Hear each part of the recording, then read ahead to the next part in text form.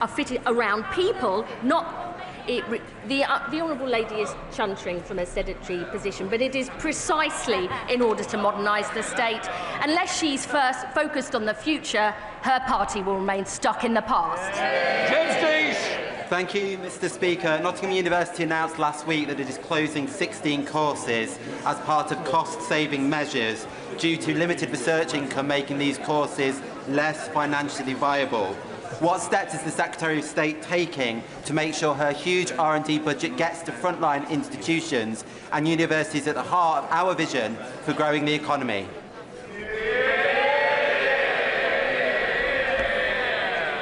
I'm very happy to look in more detail into what the Honourable Gentleman says. He knows our post-16 skills and education white paper sets out our vision and plan for universities, including record investment from my department into research and development and protecting the strategic priorities grant for STEM subjects. There's more we can do, and I'm happy to discuss it with him further. Lisa Smart. Speaker, Starting Point in Woodley is a social enterprise that works to tackle digital exclusion. They tell me that the lack of access to a device is a barrier for too many of my constituents. What plans does the government have to enable the refurbishment of government and civil service devices to make it easier for my constituents to get online? Mr. Speaker, the Honourable Lady raises a very important question about digital inclusion, which is right at the heart of the government's strategy. We just heard from the opposition that they're against digital ID and digitalising this country. I knew my answer would be popular, but I'm very happy to meet with the Honourable Lady to talk about that specific project in her constituency. Marcus Campbell-Savers. Thank you, Mr. Speaker. Given the constant criticism of the Information and Commissioner's Office for weak FOI enforcement and sluggish decisions, why must Britain lag behind countries like Sweden and Norway, where citizens routinely access information in under a week? And how can MPs meaningfully hold the Commissioner to account? Mr. Speaker, the ICO is operationally independent of government and is accountable to this Parliament. The Information Commissioner can appear in front of the select committees to discuss the ICO's performance, and I would encourage the select committee to perhaps do that. Right, that completes questions. I'd like to welcome the Canadian Speaker and the ministers with him today. Right, we now come to Brown's question. Lincoln John. Number one, Mr. Speaker. Prime Minister. Can I also welcome the Canadian Speaker, and can I also welcome Mervyn Kirsch to the gallery today. He's a member of our greatest generation, a D-Day veteran who entered Bergen-Belsen days after it was liberated. Mervyn is 100 years old. I'm lucky to have met him twice, and I know that it took him many, many years before he felt he could even begin to tell his story. And we thank him for his service and the story that he has told us in respect of it. As we mark Armistice Day, we give our eternal thanks to Mervyn and all those who served, and remember the extraordinary sacrifice of ordinary people who fought to defend our freedom. Mr. Speaker, the House will also want to join me in remembering Holocaust survivor Manfred Goldberg. He showed the most extraordinary courage to share his testimony, and in his memory, we must ensure that never again means never again. Mr. Speaker, I welcome the news that SSE have announced that they will spend £33 billion on clean energy projects in this country. That's a major vote of confidence in the UK economy, happening because of our decisions to embrace the opportunities of clean power. Mr. Speaker, this morning I had meetings with ministerial colleagues and others. In addition to my duties in this House, I shall have further such meetings later today. Lincoln John. Thank you, Mr. Speaker. And can I associate myself with the Prime Minister's remarks about remembrance? I particularly remember in 1997 in West Africa, where I somehow managed to survive a bloody and violent attempted coup. So if the Prime Minister wants any ideas about how to do that, he only has to ask. The Prime Minister's questions last week was, Mr. Speaker, an absolute bin fire. So if the Prime Minister is indeed intent on promoting the United Kingdom on the world stage, please can he promise the House that he will never, ever, ever be away on a Wednesday ever again?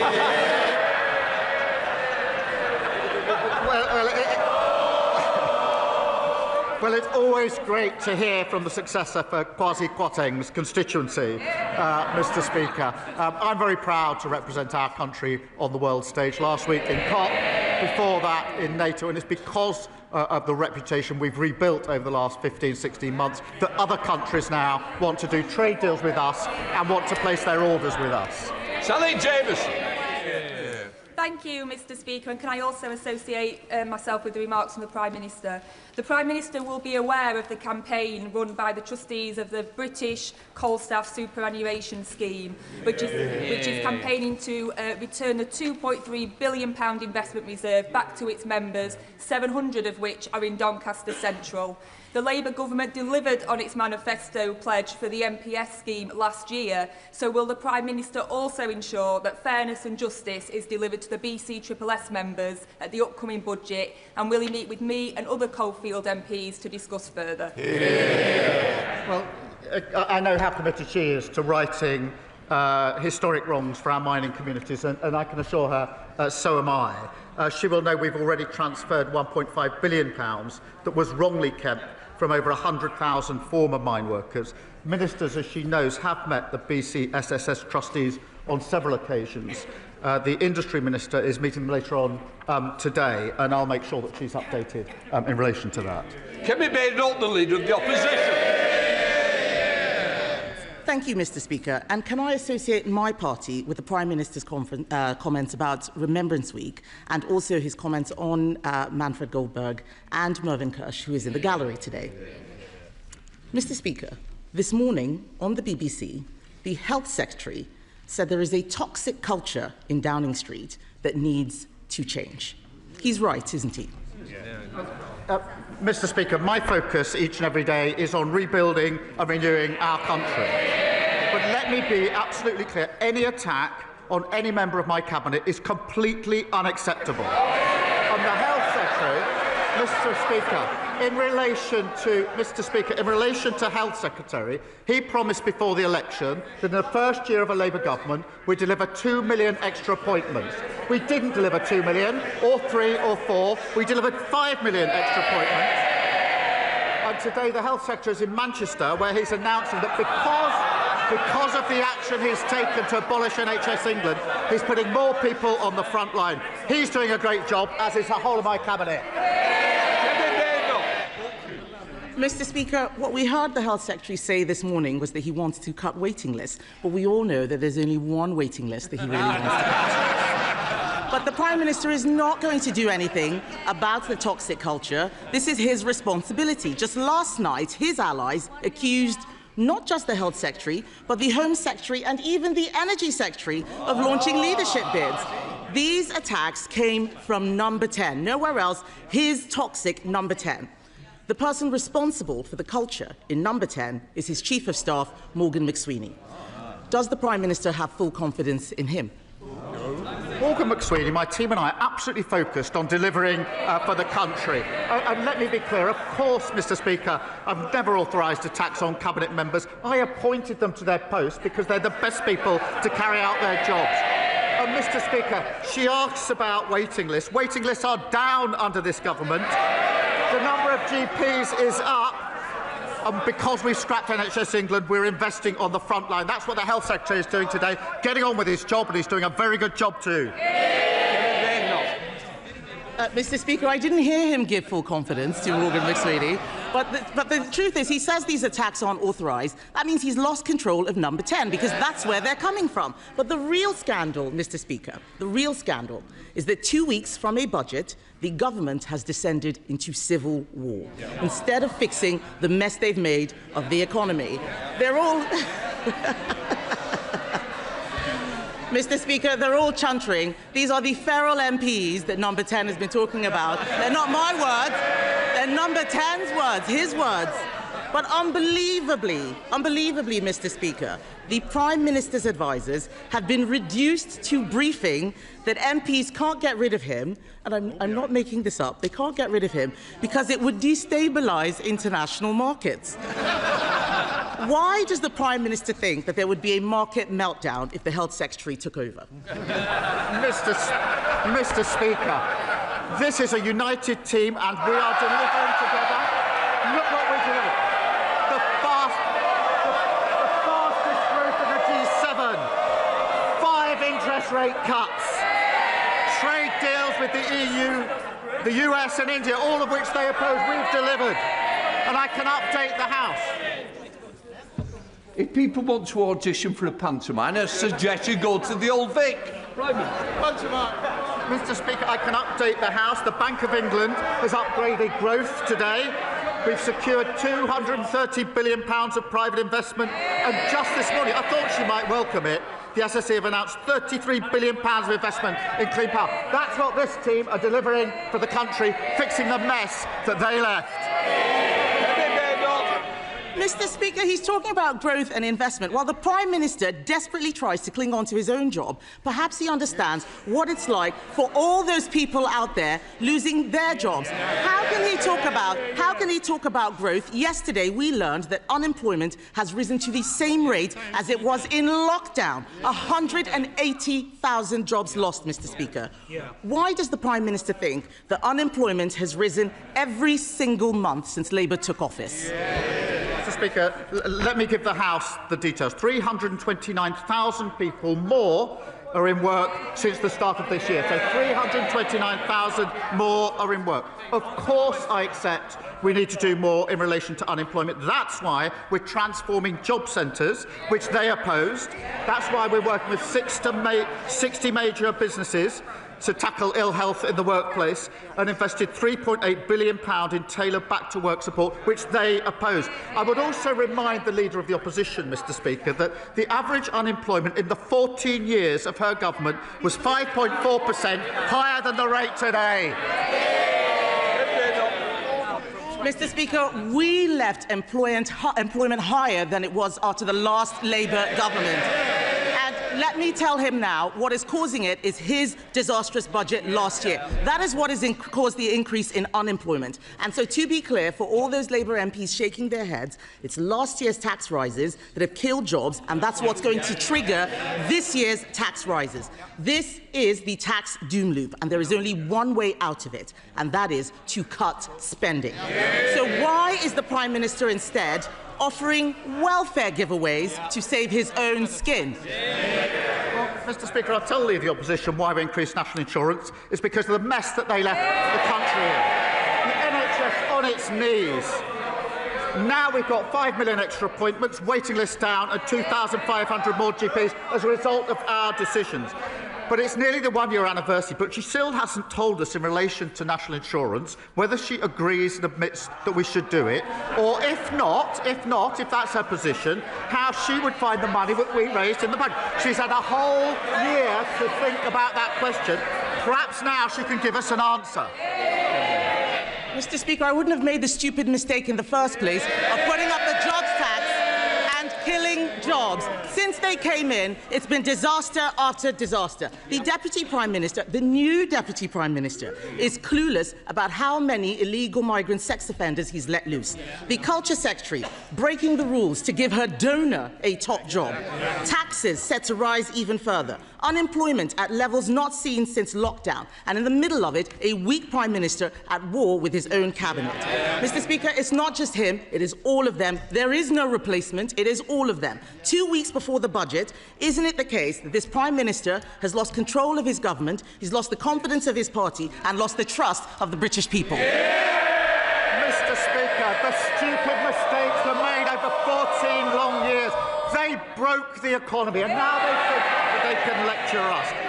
And now they've got this unserious idea that they can find £47 billion of cuts without saying where they're going to come from. No wonder that's called flimsy. Meanwhile, we're rebuilding the country. Wages up, investment up, mortgages down. Order, order. Mr. Phil. You were meant to be a senior person on this front bench. You're meant to set an example. It's certainly a bad one today. Sir Jan Joseph. Mr. Speaker, despite extra government funding, adult social care services in my community are in disarray. My constituents are also facing a new fire risk because we don't have a fully functioning fire authority. This has all been caused by the dysfunction at Kent County Council because so many reform councillors have been suspended for bad behaviour. So does the Prime Minister share my concern that reform chaos is a risk to public safety? My sympathy is with the people of Kent whose lives are being disrupted by the staggering incompetence of reform. Mr. Speaker, Kent County Council was supposed to be the blueprint for what reform would deliver across the country. Now we can see what that means. Cutting local services, raising council tax, failing to protect the public. That's all reform have to offer. Grievance, division and total incompetence. Sir David, Leader of the Liberal Democrats. Thank you, Mr. Speaker. Can I associate myself with the earlier remarks of the Prime Minister and say what a great honour it was to join the royal family at the Cenotaph on Remembrance Sunday to pay our respects to all those heroes who gave their lives for our country. We must never forget the sacrifice they made for our freedoms. Mr. Speaker, a great British institution is under attack from a foreign government. President Trump is trying to destroy our BBC, not because he cares about the truth, but because he doesn't want to get away with his lies. Trump has undermined press freedom in America. Now he's trying to do the same here, disgracefully egged on by the leader of reform. So will the Prime Minister tell President Trump to drop his demand for a $1 billion settlement from the BBC? And will he guarantee that President Trump will not get a single penny from British licence fee payers? Yeah. Let me be clear. I believe in a strong and independent BBC. Some would rather the BBC didn't exist. Some of them are sitting up there. I'm not one of them. In an age of disinformation, the argument for impartial British news service is stronger than ever. And where mistakes are made, they do need to get their house in order, and the BBC must uphold the highest standards, be accountable and correct errors quickly. But I will always stand up for a strong, independent BBC. David. Mr. Speaker, the Prime Minister is right that the BBC's independence and impartiality are absolutely crucial. That's why we must stop President Trump from undermining them. But President Trump's not the only one, Mr. Speaker. The last government spent years undermining the BBC's independence and impartiality. They put two Conservative cronies on the BBC board. One has had to resign, the other's still there, but he's been repeatedly accused of interfering in editorial decisions and staff appointments. Robbie Gibbs should have no role in appointing the next Director General. And given the Royal Charter gives the government the power to remove him, will the Prime Minister sack him now? Well, Mr. Speaker, I certainly agree with the comment that the last government undermined the work of the BBC. They undermined pretty well everything they did in 14 years. Mr. Speaker, I'm not going to go into the individual runnings of the BBC. I am a strong supporter of the BBC in the terms I've already set out. Don't puppy. Thank you, Mr. Speaker. This is Care Leavers Month, when we remember the resilience and the brilliance of our young people who have grown up in care. And I was delighted to welcome a group of Southampton's care leavers to share their views with the Minister recently. But while this Labour government is taking real action to support care leavers, a Reform councillor has disgracefully described children in care as downright evil. Will the Prime Minister... He said it. Will the Prime Minister, and I hope the whole House, join me in condemning Reform's vile rhetoric, and will he reassure us that this Labour government will continue to support the protections and opportunities for all our care leavers? Well, Mr. Speaker, November marks the first ever Care Leavers Month, and that is a time to recognise that every child deserves support to achieve their potential. And through our landmark Children's Wellbeing Bill, we're requiring every local authority to help care leavers find secure accommodation. It saddens me that the parties opposite voted against it. The comments about children in care being evil are utterly appalling. And now the member for Clacton has heard them. I'm sure he'll want to condemn them right now. Nigel Farage. Thank you, Mr. Speaker. No, I've only got 30 seconds. The Prime Minister has stated very clearly that he wants to close the migrant hotels by the end of this Parliament. Well, the reform-led West Northamptonshire Council, brilliantly led council, will be issuing foreclosure notices on 3 migrant hotels within the next few days in response to grave public concern about the safety of women and girls on the streets of West Northamptonshire. Would the Prime Minister approve of us speeding up the closure of the migrant hotels? Mr. Speaker, we will grip the mess we inherited and close every hotel. At their peak, under the previous government, there were 400 hotels. Now there are only 200 remaining. But he says he doesn't have time to condemn the comments calling children in care evil. He's also not had the time, it appears, to condemn the racist comments of his own MP. Utterly spineless. Jeff Smith. Thank you, Mr. Speaker. Last week I visited the new diagnostic centre at Withington Community Hospital, and as well as the 85,000 new appointments it's going to create, I was really pleased to see the new solar panels and heat pumps being designed into the building. So in the week of COP, and can I thank the Prime Minister for his climate leadership and attending COP, in the week of COP, what more can we do to ensure that new public buildings have green energy designed into them? Well, Mr. Speaker, I was very proud to attend COP last week, and the UK is leading on tackling climate change, delivering energy security and getting bills down and generating hundreds of jobs across the country. We're investing over £250 million to put rooftop solar on schools, hospital and military sites across the country, and that will deliver £400 million of savings to renew our public services. Angus MacDonald. Prime Minister, successive governments impose massive environmental tariffs on customers using UK-produced renewable electricity, but far less on imported carbon fuel mains gas. This is the main reason why those not on the gas grid, i.e. those living in rural Britain, pay a great deal more to heat their properties. Yes, renewable projects are important, but the huge environmental tariffs on our electricity bills are not fair. Would the Prime Minister acknowledge this injustice and commit his government to addressing this? Thank you. Can I absolutely recognise the need to address the imbalance between electricity and gas prices? We are exploring options to create a fairer system, and I'm happy for ministers to keep him updated on what we're looking at. It's thanks to those levies and Labour's expansion of the warm homes discount that 6 million families will be getting £150 off their energy bills this winter. And I know that he will welcome the £33 billion in investment from SSE, helping connect clean energy to areas across Scotland where it's most needed. Lindsay Powell. Thank you, Mr. Speaker. Prior to the general election, the Health Secretary visited Amber Valley and declared it an NHS dentistry desert.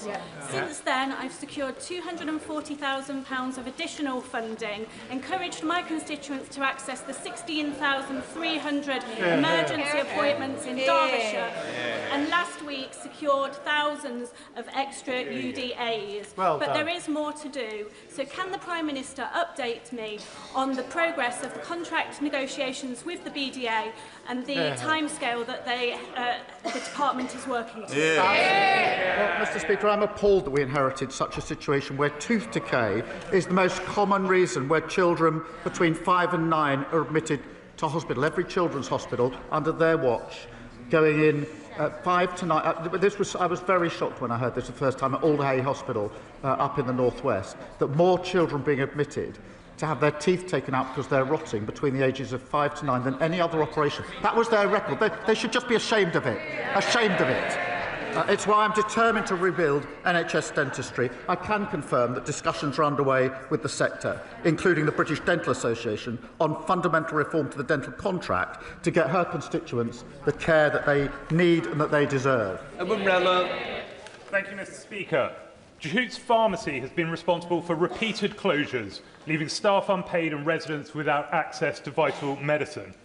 Unfit pharmacy owners like Sarabjit Jehooti, who has severely neglected patients and staff in West Dorset and across England, should not be running our care system. Will the Prime Minister make time in the parliamentary schedule for emergency legislation to give the government and the regulators powers to pay staff, tackle improper pharmacy owners and directors, and make sure scandals like this can never happen again? Can I thank him for raising this really serious issue, which has been raised by others across these benches on previous occasions, and it is a very serious issue. It is simply not right that customers and staff have been so badly let down.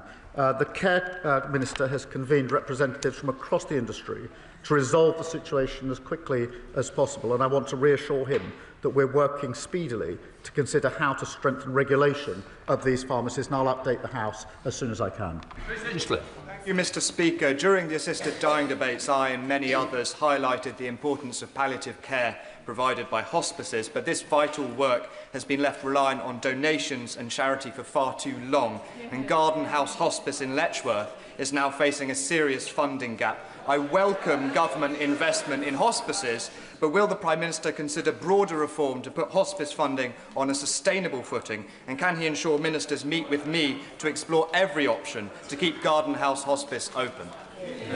I'm pleased to tell him that £100 million has now been passed to Hospice UK, so places like Garden House in his constituency can create the best environment to deliver care. That's backed, Mr. Speaker, by £26 million investment for children and young people's hospices. We're also investing over £3 million in researching palliative and end-of-life care through the National Institute for Health and Care Research. We're working on further proposals to improve the access, quality and sustainability of care, and I'll make sure that ministers keep him updated. Rebecca Paul. Thank you, Mr. Speaker. I would like to ask the Prime Minister for his help. It's been over 6 months since the Supreme Court ruling on the meaning of sex, yet public institutions are still knowingly and intentionally breaching the law. HMP Downview, a women's prison in Banstead, has 5 biological males in it. And if that wasn't bad enough, those males are mixing with the women in the daytime without adequate supervision. Will the Prime Minister ensure biological males are moved out of women's prisons immediately? The Supreme Court ruling must be implemented in full and at all levels. She's absolutely right about that.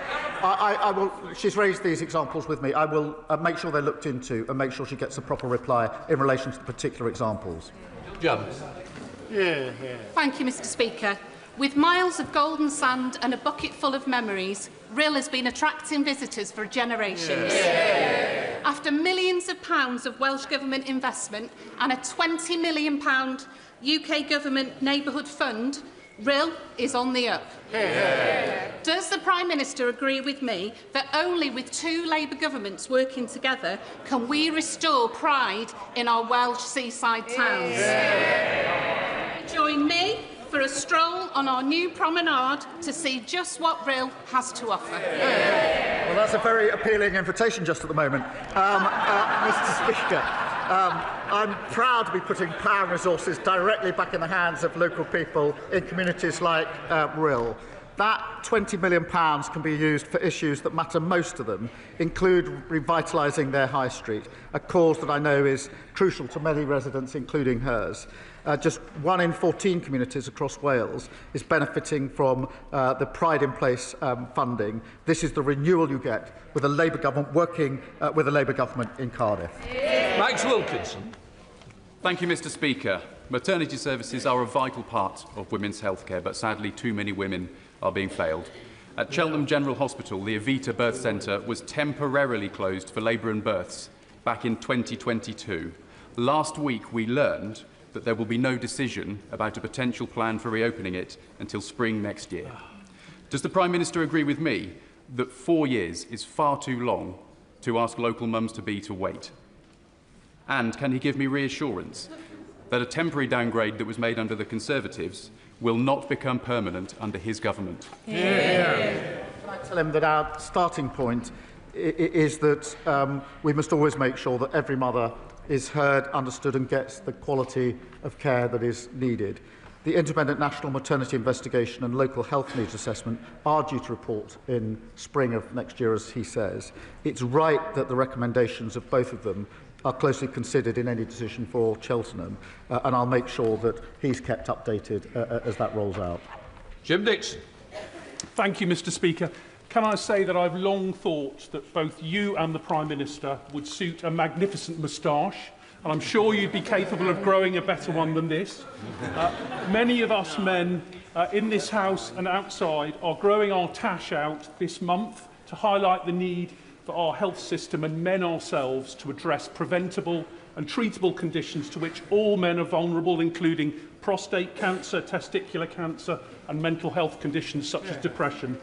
Does the Prime Minister agree that the forthcoming first ever men's health strategy, soon to be published, must lead to a major step change in the way our country helps men stay well?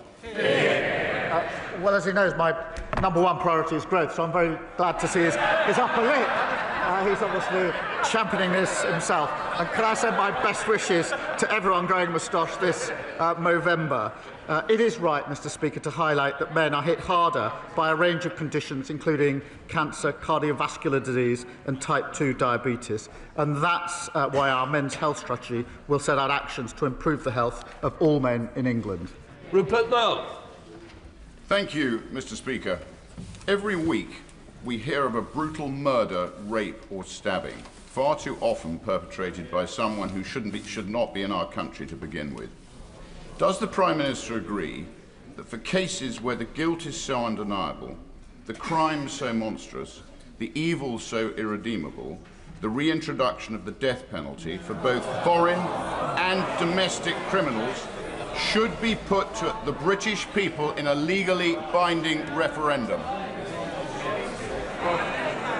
Can I first say that any attack is to be condemned, and it is absolutely right, and we're determined that there is a criminal justice response in relation to attack, however it's carried out and whoever it's carried out by. But reintroducing the death penalty is not the answer to this. It didn't work when it was in place. It led to the death of those that, in fact, turned out were innocent. But what we must do is improve, as we are, the criminal justice response in this country. Kevin Bonavia. Thank you, Mr. Speaker. I want to pay tribute to a new veterans group in Stevenage called the Muster Point, founded by Stuart Mendelsohn and Steve Black. Last week, I joined them at a continuous 72-hour vigil at Stevenage War Memorial, where veterans shared stories of family and friends lost in war. But veterans deserve more than just our tributes. So will the Prime Minister commit to working with veterans in Stevenage and across the UK in delivering this government's new veteran strategy in full? One of the greatest honours in this role is meeting and thanking our armed forces for their service, which obviously we've been able to do during the course of this weekend and this week. Our ambition is to bring the Armed Forces Covenant fully into law in the next Armed Forces Bill, and we will do so. We're also renewing the contract with those who serve through our veterans strategy, including Homes for Heroes, a new network of support centres connecting charities and services with veterans. And Labour Patriots stand with all those who serve and have served our country. Stuart Anderson. Thank you, Mr. Speaker. And on that point, with the upcoming vote on the Northern Ireland Troubles Bill, 9 of the most respected and experienced generals of a generation have publicly attacked the government's approach on lawfare against our armed forces. They have said it will erode trust in the justice system and it is a threat to national security. As a veteran who served in Northern Ireland during the Troubles, does the Prime Minister think they're all wrong? And when is he actually going to start standing up for our veterans? Can I begin by thanking him for his service to our country. And when former service chiefs raise an issue, we will, of course, engage with them. Of course, I respect their service and their views, and will do so. We are having to get rid of unlawful legislation and putting in place a system with clear rights and protections for veterans, and we'll continue to try to get that balance right. Anderson. Thank you very much, Mr. Speaker. 4 years ago, I brought in a private member's bill to ban the sale of wet wipes with plastic in. The last government dragged its feet. These wet wipes cause fatbergs in our sewers and millions of pounds on our water bills for all of our constituents and pollute rivers and seas. This government promised to bring in this ban and is doing so now. Will the Prime Minister join with me on celebrating a Labour promise delivered and share the message that we should always bin wet wipes and other wipes, not flush them? Well, can I commend her? She's been a long-standing campaigner on this important issue, and the public is right to be furious about how the last government allowed sewage to pour into our lakes, rivers and seas. Alongside tough new powers to combat pollution, this ban will put an end to plastic wet wipes that litter our beaches, clog up our sewers and harm wildlife. David Chadwick. Thank you, Mr. Speaker. Lloyds Bank have over 31,000 customers in my constituency, and yet many of those customers, particularly the elderly and the vulnerable, are struggling to get out their own cash. That's because Lloyds have closed their branches in Brecon, in Prestine, in Ustragunlice, and before the end of this month in Pontedower.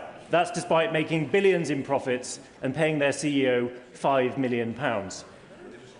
Will the Prime Minister write to Lloyds Bank and ask them to keep that last branch in Pontedower open? Well, I'm grateful to him for raising that, and I'll look at the particular example that he's raised. As he will know, we're rolling out hubs, some of them already in place and more to come, and I'll happily update him on where they're likely to be. Final question, Richard Quigley. Thank you, Mr. Speaker. Following the work of our APPG for eating disorders, I was horrified to hear that 19-year-old Lily Cliff, who suffers from anorexia, has been placed on an end-of-life care pathway after Rotherham, Doncaster and South Humber NHS Foundation Trust obtained a Court of Protection ruling to withdraw her treatment. This decision directly contradicts NICE guidelines and the Minister for Care's own statement in September that eating disorders are not a terminal illness. Will the Prime Minister urgently review this case to ensure that Lily and her family receive the support they need and that Lily is given every possible chance to recover and live, and remind all ICBs, NHS and hospitals that suffering from an eating disorder is not a terminal illness? Well, first, my thoughts are with Lily and her family, and the details he raises are really deeply concerning. I know he's raised this with health ministers, and I'll make sure he gets a swift response. He is a powerful advocate for change, and I share his determination that everyone with an eating disorder gets the care and the support that they need. Let the front benches change over.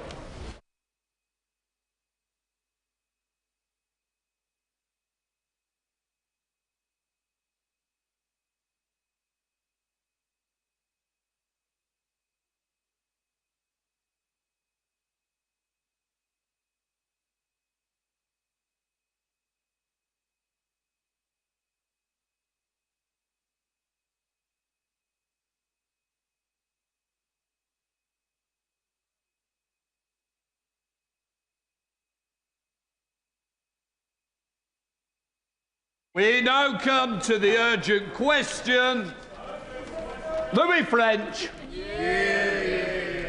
To ask the Secretary of State if she will make a statement on the appointment of the independent football regulator.